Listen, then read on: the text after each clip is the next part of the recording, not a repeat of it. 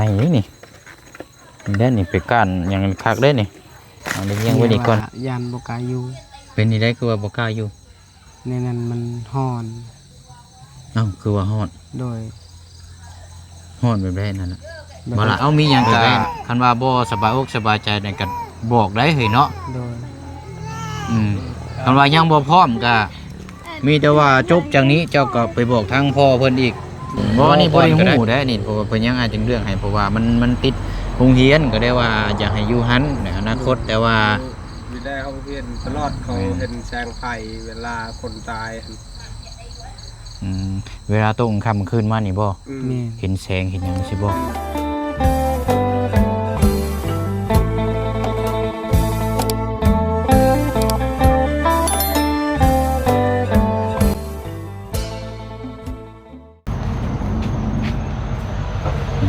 พี่น้องเนาะมาต่อกันอีกหลังจากเขาเบิ่งที่ดินที่ทางเนาะราคาก็ได้พูดได้คุยทำหู้กันแล้วพี่น้องเนาะในราคากับ15 ล้านกีบเนาะแล้วก็บวกกับค่าธรรมเนียมกับจังว่ากันอีกเท่านึงพี่น้องเนาะแล้วก็ที่ดินที่ทางนี่งามพี่น้องเนาะที่ดินพื้นนี่แต่บ่เชิงอยากมองอนาคตในทางน้องๆเพิ่นนี่เพราะว่าที่ดินปืนนี้เนี่ยมันติดอยู่โรงเรียนพี่น้องเนาะติดอยู่โรงเรียนงามอยู่เนาะเอามื้อนี้เพราะว่ายินว่าทางน้องๆเพิ่นสิโยกย้ายมานอนอยู่กระโตกมื้อนี้เนาะก็เลยนี่แหละพี่น้องเนาะให้ทางน้องสอนมาคุมกันก่อนมื้อนี้เนาะมาพี่ก่อนเดี๋ยวให้ทั้งว่าเพิ่งเรานั่นก่อนโอ้ยเนาะเอาให้ทางน้องสอนมาคุ้มกันกันเลยพี่น้องเนาะเพราะว่ามันเขตอันตรายยังบ่ปลอดภัยปานใดอันที่ว่าก็ยังกาหูร้อนอยู่ เอาเนาะสบายดีพี่น้องเบิดสุขุสุคนเด้อเนาะเอาทางน้องสอนก็ถือว่าบ่ได้พบเจอกันนานแล้วพี่น้องเนาะโอ้เอาเดี๋ยวนี่ซื้อมาพี่น้องเดี๋ยวไปเบิ่งน้ำกันให้ทั้งน้องๆเพิ่นประกอบแล้วก็อยู่นี่ได้เนาะเพราะว่าอยู่กระตูบเรานี่มันมืดเลยพี่น้องเพราะว่าไทม์แล้วมันบ่มีดอกฟืนดอกไฟฮะลองเบิ่งก็ได้บ่ชอนประกอบรถตัดซูนเลยเถิดกองโอ้แกะกองเลยได้นี่เอามีหมดนี่มีหมดนะเปิดรถนะเสียบตัวนี้ก่อนบ่ได้เสียบก็ได้ลองเปิดมันก่อนบ่เดี๋ยวตัวนี้จังไปต่ออีกทีนึงก็ได้ปิดตัวแดงแล้วว่าบ่ดับอีกขมังเฮาเรียบร้อยบ่ตายป่านนี้เปิดไล่แต่ปิดบ่ได้มันก็บ่ได้แล้วขมังแล้วแบบนี้เนาะเป็นแนวได้นี่บ่เป็นหยังโจมไปเลยก็ได้โจมไปเลยเนาะโจมไปเลยอันมีแต่อันตัวนี้แหละเอาอีกเป็นแช่งตะวันบานป้าเฮาโคกไปทางใดไปเอาลมอากาศลมหนาวเย็นได้พี่น้องเนาะมื้ออื่นก็เพราะว่าสิมีนัดหมายเบิ่งที่ดินที่ทางเนี่ยแต่ว่าเบิ่งทางในบ้านก่อนบางคนสิว่างให้เฮาหรือบ่เนาะเดี๋ยวเพิ่นมีเวรมีงานก็อาจจะเดือนเป็นมือใหม่โอ้เสพตาเด้อนี่เนาะตักดีนี่พอได้ยืดเครียดแล้วฮึบนี่มื้อนี้เนาะใช้อันโอ้ยโหนเอา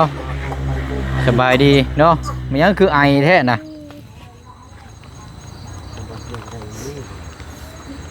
ไออีกเลย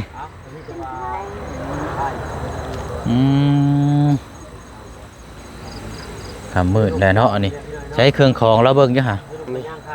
ย่างมาหรือบ่ย่างเอายังไม่ได้ลงแต่ว่าสีนอนมื้อนี้ใช่บ่ล่ะฮะเอาเราถามทั้งผัวก่อนเนาะปลามันนี่นะนี่ทางเอารถอะไรนี่ก่อไม้ก่อไผ่ให้มันโล่งแน่เนาะมันจังบ่มียุงมีหยัง โดย มาก็ได้อยู่ โอ้หุงคักอยู่บ่สอนเนาะอำเจ้าก็เนาะ โดย ใช่อะไร โอ้เอามื้อนี้ซื้อนี่แหละมาให้เรามื้อนี้พี่น้องเอ้ยเนาะเดี๋ยวจังให้ทางน้องมอบให้เพิ่นอีกเทื่อนึง100 วัตต์เนาะ อาจารย์นอทางบ่าวพึ่งครับน้องมาเทือง จมหยังเดี๋ยวนี้เหรอบ่ ลืมเบิ่ง จะจมหยังเจ้าย่านเฒ่าข้างโคกจังบ่โอ้ยเนาะ จัดแล้วนี่ ยุงลายดิโอ้ยเนาะ ยิงกีตาร์กัน โอ้ ด้วย เนาะ โอ้อันนี้ยังถืออันโซลาร์เซลล์มาเลยนี่เนาะ จัดได้เด้อเด้อ ยั นี่ งเด้นี่เนาะโอ้โซลาร์เซล แพง ล์ แพงแผ่นฉาก เอ้าอันนี้ให้น้องซ้อน โดย ของเจ้าเองหั่นล่ะเอาไปทางอื่นกันเด้อบ่าวเจียงเด้อ โดยเอาเนาะ โดย โอ้ เว เอา ลาถ้า พี่ บ่ น้อง เพิ่งจะเข้ามากับมีทางพ่อลุงเพิ่นเนาะได้มอบหมายให้บ่เพิ่งเป็นสะพานบุญให้เนาะชื่อเครื่องใช้ของซอย อื เนาะเพิ่นอยู่ ม ของกินนั่นแหละเนาะแล้วก็เงินส่วนที่เหลือก็สิมามอบให้ทางน้องเพิ่นเฮากับไปซื้อเครื่องใช้ของซอยตามที่พ่อลุงเพิ่นได้มอบหมายให้อะไรพี่น้องเนาะ โดย เอาลุงกัน เอาครับ ว่าสิได้หยังมาแน่ ถือว่าเป็นข่าวดีได้นี่เนาะ เด้อ โอ้เอายินดีนำเนาะ โดยสบายดีจ้ะเอาไปก่อน โดย ก็ได้ ไปเนาะ ไปอยู่เจดันผู้โดย เอเอา สบายดี โดยเอาเนาะอยู่ดีไม่แห้ง ปั๊บมักชุน ปรับหมักชูนเลยบ่ห่วยบ่เอาได้หิเนาะ ปั๊บมักชิมเอา อืมอันนักซอสอันป้าอันนี้ไว้ก่อนนี่ก็ได้ลูกเดี๋ยวอันจับกล้องให้ว่าเสียงในแป๊บนึงอ่ะโอเคเอามาพี่ก่อนก็ได้จ้ะนี่เอาโคมข่อยพี่ก็ได้มันยังหุงได้นี่มันจะเงียงเป็นประมาณนี้โอเคเอาน้องห้างยับมาใกล้ๆก่อนได้ละ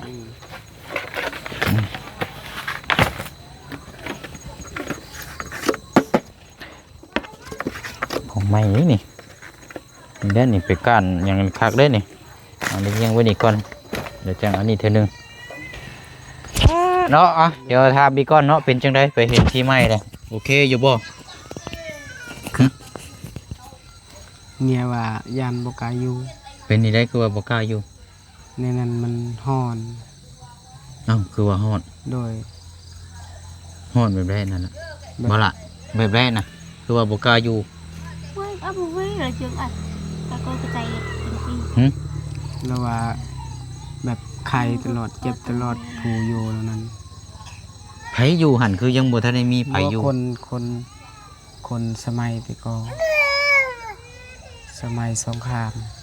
โอ้ยเจ้าก็เว้าไปเรื่อย ก็ว่าในนั้นบอกพี่อยู่ ๆก็เห็นภัยตลอด เป็นไผตลอด โดย แสดงว่ามีแสงใช่บ่อยู่หั่น โดย หวานมันช่างว่าแท้นี่พี่น้อง ไอ้สกาย เนาะโดยเอาดื่มเนาะพี่ดาสบายดีเด้อพี่น้องเด้ออีกรอบหนึงเนาะ โดย เอามีหยังกะคันว่าบ่สบายอกสบายใจในกันบอกได้เฮ้ยเนาะ โดย คันว่ายังบ่พร้อมกะมีแต่ว่าจบจากนี้เจ้าก็ไปบอกทางพ่อเพิ่นอีก โดย รอก่อนก็ได้เด้อล่ะเด้อ โดย รอก่อนก็ได้ถ้าว่า เวลา เดี๋ยวเฮาจังเบิ่งที่ใหม่อีกทีนึงก็ได้เนาะ โดยยันเวลาแบบเขาตายเขายังนี่บัดพัวบ่อยู่เมียมันบ่กล้าอยู่พัวไปแบบไปหานอนอยู่นำคนตายคนนี้เมียบ่กล้าอยู่เฮือน บอนที่อยู่หั่นมันมีเกี่ยวกับแบบใดน่ะเจ้าฮู้แบบใดล่ะ ก็เขาว่าฮ้อนเนี่ยเกี่ยวกับฮ้อนนั่น ไผเว้าแนะนำให้ฟังอันนี้นะ ในบ้าน คนในบ้านนี่บ่ โดย ไผอยู่น่ะมันฮ้อนมันร้อนอยู่บ่ได้ซั่นบ่ โดย อันว่าอันจักสิว่าในใดเนาะอันนี้ เขาทางคนแบบทางเขาไปพังคน นี่ เป็น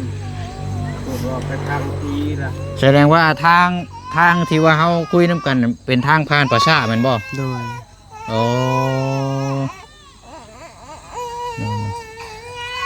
อันน้องๆห่างกันเอาลูกเมื่อก่อนก็ได้ลูกไป จ้วน เนี่ยไป chứ เอาอันเมื่อก่อนก็ได้เพราะว่าเรามันฮ้อนแน่เดี๋ยวจังว่ากันโอ้ทางนั้นเป็นทางผ่านประชาเนี่ยทางผ่านแบบว่าพังศพพังหยังนี่บ่ โดย โอ้บ่เนาะสอน โดย ทางนั้นแหละเอ้ยไปสิกาอยู่เป็นค่อยกล้ากัน สอนก็ฮู้ บ่นี่บ่ได้ฮู้ได้นี่เพราะว่าเพิ่นยังอาจจึงเรื่องให้เพราะว่ามันติดโรงเรียนก็ได้ว่าอยากให้อยู่หันในอนาคตแต่ว่า มีได้ห้องเรียนตลอดเขาเห็นแสงไฟเวลาคนตาย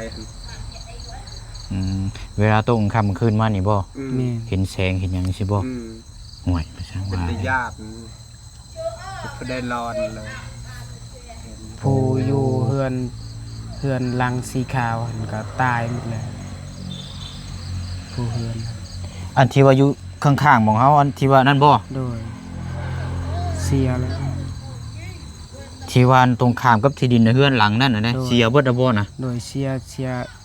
ยผู้เจ้าของเฮือนและก็เราขายเทมเฮือนตัวนั้น แสดงว่าเฮือนหลังนั้นตอนนี้ก็บ่มีพายุบ่ดังนั้นน่ะ มีอยู่มีอ้ายน้องแซน อืม อ้ายน้องแซนมาอยู่หั่นเราขายให้อ้ายน้องแซน อ๋อที่ว่าผู้ชายเห็นบ่ โดย แต่ว่าเจ้าของแท้ๆเพิ่นนั่นอันนั้นแล้วเนาะ โดยไปแล้ว เขาเว้าเรื่องกันว่าประวัติจังซี่ก็ตามความเชื่อได้พี่น้องตั้งเทื่ออยู่ไปมันก็เป็นหันเป็นนี่มาเนาะหรือว่ามันโดนเป็นทางผ่านภาษาเนาะคันสิว่ากันเพราะว่าที่ดินพื้นนี้นี่ก็น่าก็คือว่าเราจะขายให้น้องแช่อยู่ได้ก่อนน่ะแต่ว่าน้องแช่บ่เลือกเอา โดย มันจะแม่นจุดๆนี้แหละบนนั้นตะกี้มันเป็นคุมบอม คุมยังก็ คุมเป็นคุมกว้าง เต เติบ ตะกี้แต่ก่อนมันยุคสงครามเด้ อ๋อ คนตายลายบอลนั้น คุมแปลว่าคนผังใช่บ่ เขาพังคนเลย แถวหมองอันที่ว่าเฮาเบิ่งที่ดินเห็นบ่ โดย มันเป็นร้อยพูด โอ้ ในยามมันฮ้อนอยู่ยันไข้ตลอดเจ็บตลอด อ้าวสนอเดียวจังสั้นก็มีแต่ว่าจบจากนี้เจ้าไปแจ้งบอกพ่อเพิ่นว่ารอก่อนเด้อเสียเด้อ โดย รอก่อนบ่ให้เราไปเฝ้าบอกทางแม่บ้านก่อนก็ได้รอถึงถือว่าเฮาจังซี่แล้วถ้าว่าบ่โอเคเฮาก็ว้าวเฮาก็จังไปเบิ่งที่ใหม่อีก โดย เขาว่าไปตามเหตุตามผลตามจังซี่แหละพี่น้องก็อยากให้น้องเพิ่นได้ไปว่าอยู่แต่ว่าบัดเฮาเลือกว่าโอเคบ่ทางน้องเพิ่นบอกว่าไล่ประวัติมาบัดว่าเนี้ยบ่ดีบ่งามเนาะเชื่อว่าเป็นอนาคตพี่น้องไปอยู่ปลูกสร้างแล้วมันฮ้อนมันร้อนนี่ก็บ่คักปานใดเลยเนาะมีแต่แนวเจ็บแนวป่วยแนวไข้จังซี่ โดย ได้สิอยากอยู่เนาะบ่ติเด้ ตัวได้ ไข่ จะได้ ไข่เศร้าไข่แดงกินข้าวบ่แซ่บบ่นัวสิมันดเนาะเอาแสดงว่าที่ดินพื้นนี้นี่มันเป็นทางผ่านเนาะแล้วก็มองเคยมีคนพังศพอยู่หันหลาย โดย อืมเอามื้อนี้อาจสิได้อันลูกยายมานอนนี่อยู่บ่ล่ะ โดยนอนนี่แหละ นอนอยู่นี่บ่ โดย มีแต่ว่าเรื่องที่ดินกับแคสเซิลก่อนฉันเนาะรอก่อนเนาะ โดย รอก่อนใช่พี่น้องเพราะว่าตามใจผู้อยู่ได้อันนี้ก็เนาะเฮาก็บ่ยากหรอกมีแต่ว่าเฮาเบิ่งที่ใหม่ไปเรื่อยๆอีกมาเบิ่งไปเรื่อยๆนะเพราะว่ามันบ่อันนี้พี่น้องถึงโมงแล้วอันนี้ก็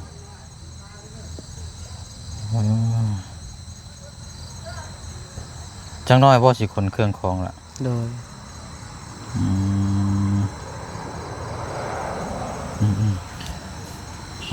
เนาะอันนี้แหละเพราะว่าผู้เชียงเข้ามานี่ซื้อตัวนี้แล้วมาให้ โดย นี่ตัวนี้เดี๋ยวให้ทั้งหมู่เจ้ามาต่อเบิ่งให้ทั้งน้องสอนมาต่อเด้อ โดย เพราะเราสิถนัดอยู่แล้วทางนี้กับพี่น้องให้หมู่บอกก่อนเนาะมาละเดี๋ยวจังอันนี้ไปบอกเราหน่อยจะว่าเคยได้ครั้งเดียวใช่ไหมจักนี่เนาะ โดย ครั้งแรกไปเข้าไปต่อให้เราเนี่ยละฮะ เจ้า เดี๋ยวเราไปก้านหนูได้น้องสอนนี่ การโน่แหละ ก้านหนูเนี่ยให้มันนั่นเด้อมันมานได้มืดนี่ เจาะไหน แตกโบ เอ็ดไปวง หาตะปูใช้กันก้อนตีเจ้าอยู่ใช้ อยู่พี่ เอาจัดเลยรถจะได้เงียงให้สด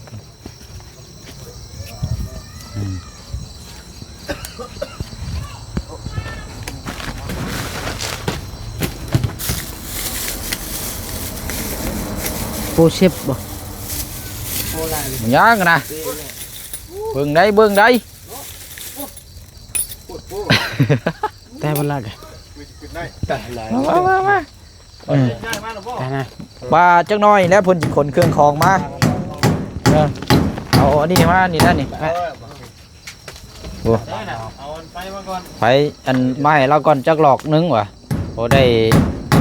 นี่แหละ ก็ได้ห่อยพ่อเนาะ อันนี้ มันสดเลย สดร้อนแก้กล้อง บ่สอนได้เห็นไห้นี่ เราสอนแล้วมาหาเรามาคุมกัน บ่ย่านโจรบ่ โอ้ช่วงนี้ยังมีเขตอันตรายอยู่ไป คนอันตรายเห็นบ่ บุคคลอันตราย เรื่องอันตรายอยู่เลยเนาะ อ้าวบุญ ถ้า เนาะ จอดรถที่เลยเพิ่นก็ได้ พุ่นแล้วจอดอยู่เพิ่นบ่สอนพุ่นนะจอดมั่วย างมาทุบรถไปกันห่วย จอดมั่วบ่ได้เด้ ยอมบ่ได้ค่อย กันบ่เฮ็ดคนเฮ็ดรถนี่เต้เฮาเสียใจได้บ่ล่ะ ได้ แต่มันคือง่ำแท้ จอดล่ะเอาอย่าจอด ก็ดี เอากำลังเบิ่งนี่อยู่กันว่าคืนนี้บ่ได้นอนก็แม่นมื้ออื่นจังกันเนาะ โดย เพราะว่ายังผ้าห่มผ้าแพรมันค่ำมืดเนี่ยว่าขนเครื่องของมามันหกโพดก็จังว่ากัน ต้องปัดต้องปวดก่อนนะเนาะ มื้ออื่นคนก็ได้ขนาดนั้นก็เอาแกะตัวนี้แล้วต่อสายให้เราดูละอืม มือแลกขึ้นหลังคา สายดำตัวนั้นเอา มือที่ขึ้นหลังคาอย่างน่ะ เม็ดนี่ฉันก็ บ่ขึ้นก็เอาอันกกลักตอกไว้นี่ก็ได้เป็นง่าย ต้องรักก็ได้ ลักเอาตัว แกะออกมาเบิ่งละเอามาเบิ่งละ ทำตอนมืดเนาะเป็นได้ไปเบิ่งทีใหม่เรียบร้อยบ่ เรียบร้อย ตกลง 15ล้านกีบ 15ล้านกีบตกลงซื้อขายกันเรียบร้อย ยังอยู่เบิ่งวันเวลาก่อนบ่บุญเลย นั่งหันหลัง เบิ่งได้ตกได้โอ้ยุงลายให้เนาะ ลุงบ่ ใส่น็อตมันได้สิบ่ได้มีบ่ล่ะ เนี่ยนายล่ะนี่เจาะ เนาะ เจาะหั่น แกอยู่หมู่เรามาซอยอยู่เขา กันบ่ เชี่ยวกันนะหมู่กันแล้วนี่ เชี่ยวชอนจะเชี่ยวเจียงบ่ แม่น อันนี้แล้วอันพาไปบ้านปลาไหลกันบ่ชอนแล้วว่ามาขามารู้จักตายนะ พี่ชอบเด้ พาเจือกไปดินซาว ไม่เด่นไกลลูกเนี่ยเนาะเด่นสาวก็ได้ เป็นเท่านี้ไผสิมักกีฬานะ งาน เดี๋ยวแถวนี้เพิ่นบ่มักบ่ขี่ได้บ่ โดย ต้องไปเล่นเอาอยู่ป่าอยู่โรงแบบนั้นดี โดย ๆอื อันนี้ไผสิเอา บ่ ต้องหาคนไกลๆนะเนาะ เปลี่ยนเนาะ ผู้แสบผู้สาวก็โอ้ย มื้อนี้ใหญ่มากบ่ทันน้องมื้อนี้ พอท่านเนาะให้ ต้องปัดต้องกวด ปัดกวดก็มันมืดเลย เสื้อผ้าตะเพไปใส่ไปเบิ่งที่ดินที่ทางมาแล้วเนาะผมกว้างผมยาวฮู้แล้วบ่บัดนี้ ยังได้บ่บุญ อืมแต่ว่าตกลงว่าขาย แม่น ที่ดินใหม่เนาะไปเบิ่งมื้อนั้นอันตรายเนาะ โอ้ย ชั่วโมงนึงยังระหว่างเราเอง ไหวแล้ว เมื่อวานนี่ก็ถือมีดอิโต้บ่ไปบ่ชน บุกฮอดเพื่อนบ่สอน นั่นแห ว่า ละ ฮะ ถือมีดบุกมาเดือนบ่สอน แม่นบ่ชน บุกถามเรานี่แล้ว เจ้าบ่ได้พบบ่ ปุ๊บเป็นหยังคอย ว่ามีดกับมีดอันเงาะแบบนี้นะแต่มันยาวเนาะ อืม มีเงาะอีนั่นลามมันเอายาวๆเนี่ยพี่น้องเอ้ย มันบอกแล้วก็จักสิเฮ็ดเพื่อหยังเนาะมื้อนี้ จับมาแล้ววีใช่เลยบาทนี้โอ้บ่เหลือพี่น้องเอ้ยบาทหนึงมันขาดพุดแล้วนี่น่ะอ่า เจาะ1แหวนเจาะแหวนน่ะ ไหนบ่ เจาะแหวนมันน่ะ เอาประกอบก่อนใช้รถจะจอดไว้ใช้ซะ กันบ่ชนพุ่นแล้ว ไปสิหรอกอย่าไปจอดมั่วได้ จังว่าแท้ฝาพันรถ บอกเลยช่วงนี้นั่นช่วงเขตอันตรายเลยช่วงนี้น่ะมันมืดนี่ได้ แต่ว่าอันคนที่ว่าในบ้านตอนนี้มีผู้เดียวนี่บ่ตอนนี้ที่ว่าบุคคลที่ว่า ผู้เดียว เติมน้ำกี้นายห้าม ผู้เดียวนี่แหละ ต่อพวกเจอม่อมใน ไป จุด นะ มื้ออื่นก็นั่นก็จังเอาขึ้นไปไว้เทิงหลังคา โดย เพราะว่าตัวนี้มันต้องรับแสงอากาศแสงแดด แล้วสอนให้เป็นอยู่ว่าสอน เป็นแบบนี้แหละสวัสดีเด้อสวัสดีสวัสดี จังได๋ก็ไปก้านหนูได้นี่ บ่ มาสอนนี่ หักแล้ว เพิ่นเตรียมกระสุนอันลูกปิงปองไว้นั่นโอ้กินเต็มละบืน จักสิได้หรือบ่ มีหมาอยู่บ่สอนไปกันหนู เถื่อกับม่านเถื่อกับบ่ได้ม่าน บ่มาเลยมามีบ่มาไปไล่บ่ มาช่างไล่กลางคืน ชาวบ้านทุกคนเอามาไปไล่ได้ไปกันหนู อุ้ยคอยยอมแล้ว ไปหาแบบคนโลดโน่นน่ะเนาะ เจาะแหละ ไล่ นี่ไง เองนี่มันก็สิได้ ต้ เว้ อย งละกี่เอ้ยเสียบเกลือนะแต่ อย่างไรเนาะ เอาเสียบใช่ เกลือบ่แซงตะเวนทั้งปวงเชื่อแล้วนี่24ชั่วโมง เสียบก่อนแล้วจังหมุน ไปแต่เก้าพอได้อยู่บ่สอนเอ้ย โดยได้ซับพอกินหั่น2-3โด ได้บ่เอาหมุนเข้าแน่นๆรถแล้วเป็นหลังคา นี่ตัวจับอันนี้ดิจับไป ตัวนี้บ่ได้ใช่หรอกอันนั้นก็เอาไว้ก็ได้ยิง โอ้ส่วนลายสิบ่ได้ใส่หรอกนั่น เอากดวีมูดเบิ่งอยู่หาบัดนี้ลองปิดเบิ่งอยู่หาโอ้ยยุงหลายแท้ครบกระแตก นั เว้ บ ย บ่ได้กลางคืน ไหน บ่ได้ ดำได้ พุ่น กดอีกกดอีก กดแล้ว ก็นี่ตะลุมไป มันมีอยู่ นี่ มา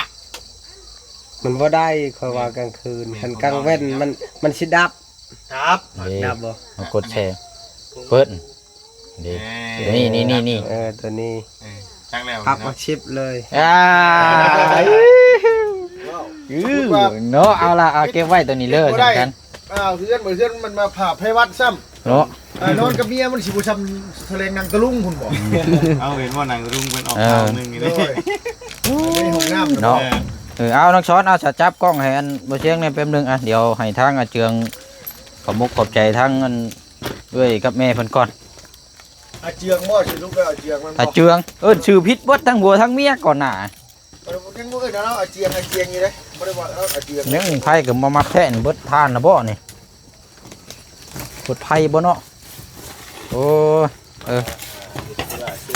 เอายังบ่ทันได้มอบเอาครับเอาก่อน เลยใจ โอเคเอามอบรางวัลปริญญาตรียืนจบแล้วก็หักษาเอาได้บ่นี่เด้อ เลย บืนจังขึ้นปีนหลังคาเก็บขึ้นอีกเทื่อนึง ตรงมา บ่ปีนกันเราหาบุรักมาตอกใส่ไว้ก็ เก็บ ได้ หมอนมัดเอาแล้วเนาะ รักเอา เออ ขึ้นไปรา ปีน คา ขึ้นไปหันโอ้ยแต่ซ้ำนี่ก็ยังพอแห้งเลยยัง พอแห้งแล้วเนาะ หัวเราอยู่นี่ก็ได้ ป้าสะเนาะค่ำคืนนี้อาจจะบ่ได้มานอนดอกบืนจังว่ากันมันมืดเลย เลย เปื่อปัดกวดยังไง เชียวก่อนหน่อยเนาะ มีแต่ว่าอันผู้เชียงบีแบงเอาเงินที่เศษจาก400,000กีบ เลย ทางแม่แก้วกับทางไอเจนพี่น้องเนาะซื้อโซลาร์เซลล์นี่แหละมาให้ทางน้องๆเพิ่นแล้วนี่บิน400,000กีบ เลย 100 วัตต์แพงอยู่บ้านเท่านี้200 วัตต์400,000มาพี่นี่100 วัตต์บัด400,000แตกต่างกันหลายอยู่หรอก200 วัตต์น่ะ400,000เขาซื้อน่ะ4,500อันนี้100 วัตต์บัด400,000บ่ได้เอ้ยแพงข่อยคายนี่นบขึ้นโอ้ยเนาะไอเบียดยอมแล้วเราอะเอาอันนี้เป็นบินไว้ซื้อขายอันนี้เด้อให้เบิ่งน้ำกันที่ซื้อ พอสอนเห็นแล้วปืนเขาป่า เอาโอเคล่ะมีแต่ว่าหนูมือฝากของมุกขอบใจอันดาทางแม่แก้วทางเอ้ยเจนเด้อล่ะเด้ออวยพรอวยใจให้เพิ่นแน่เนาะเดี๋ยวเฮาก็สิได้แยกย้ายเนาะ ขอบใจหลายเด้อแม่แก้วกับเอ้ยเจนขอให้อยู่ดีมีแห้งความเจ็บบ่ให้ได้ความไข้บ่ให้มีให้มีเงินคำ ไม่พอจะบอก ขอให้ร่ำรวยเงินคำลังลอยคือแม่น้ำเงิมตึมมาตึมหังตึมมีสาธุ ถูกเนาะครับอวยพรอวยใจเรากันมาเพิ่มเป็นเรื่อยๆเลยพี่น้องเนาะมีฮอดน้ำเต็มอ่างเต็มโอ่งไปเรื่อยๆบาดนี่โอ้ยเนาะ เลย เอามื้อจังว่ากันเฮาบาดนี้เนาะ เลย แยกย้ายก่อน เลย ไปสบายดีละ สบายดี เดี๋ยวให้ทางทีมงานต่อก่อนบัดนี้มาละ มาค ทำมือแน่เด้อเฮาเนาะไป ำข้านุ่งเพิ่มไปย่อมผม ยอม โอ้ใช่ ยอมคนป้าเทดอก ป้าชาเฮาเนาะอันนี้บันไดขึ้น นั่นนั่นบันไดแล้วนะ น้องชอนอยู่นี่ก่อนบ่คุ้มกันก่อนบ่ คุ้มกันลุงเพื่อช้อน บ่ได้คุบมันก็ได้ โอ้ยเนาะ อยู่น้ำไม้เพิ่นก่อนก็ได้จ้ะ จ้ามใหญ่นะ อยู่เพิ่นง่ายเพิ่นก่อน คือว่าบ่ช้อนต้องเข้าไปจ้านหนูเรียกบ่ช้อนบ่ อืม เอาถือมีดไว้นี่บ่มา บอนอันนี้พี่น้องเนาะเพราะว่าคนบ้านไก่ที่เฮาเว้านี่เพิ่นจ้องนะพี่น้องจ้องทีมงานก็เลยบ่คักปานใดเนาะเป็นชายโสดแล้วก็ลูกเมียก็เคยไปห้างมาแล้วแล้วเคยมีประวัติคุ้มครังแล้วก็เคยออกมาแล้วพี่น้องเลยก็เลยเพื่อความปลอดภัยให้แล้วพี่น้องเนาะเอาก็ได้มอบโซลาร์เซลล์จำนวนพอดีใช้เนาะพี่น้องเนาะแล้วก็เรื่องราวส่วนเรื่องที่ดินที่ทางก็การว่าเพิ่นบ่สบายใจในการเฮ็ดจังได๋ล่ะพี่น้องเนาะเฮาก็สิได้พูดคุยกันใหม่แล้ววันนี้พี่น้องเนาะสืบถามประวัติมากับบ่คักบันไดพี่น้องอาจจะได้แจ้งทีมงานอีกเพิ่มเติมอีกก่อนเนาะแล้วก็ให้ทางน้องๆเพิ่นไปบอกแล้วก็สิได้ติดตามเบิ่งนำกันเรื่องที่ดินที่ทางใหม่อีกได้จักสัมปจักพี่น้องเนาะไปเนาะเดี๋ยวลาพี่น้องไปก่อนเด้อพี่น้องเด้อเนาะจังไดก็คลิปนี้เนาะขอบใจขอบคุณทางแม่แก้วแล้วก็ทางไอ้เจนเนาะบ่ใช่เอาเงินจำนวนที่ว่าทั้งแม่เพิ่นฝากมาน่ะ10 ล้านกับ500,000กีบแล้วมันนี่มันเหลืออยู่400,000กีบแล้วก็ได้ซื้อโซลาร์เซลล์มาให้ทางบักหลาเพิ่นนี่แหละพี่น้องเนาะตอนนี้ก็ยังเหลืออยู่10 ล้านเอาไว้สมทบซื้อที่ดินที่ทางหรือว่าเรือจังหันกะไว้ต่อเติมหรือว่าสร้างบ้านเรือนซ่านให้ทางน้องๆเพิ่นเนาะพี่น้องเนาะอยู่ดีมีแห่งร่ำรวยเบิดสุขุสุคนทางผู้ให้แล้วก็ทางผู้รับเนาะคำมืดแล้วพี่น้องดาพี่น้องไปก่อนบ๊ายบายเด้อพี่น้องเด้อสบายดี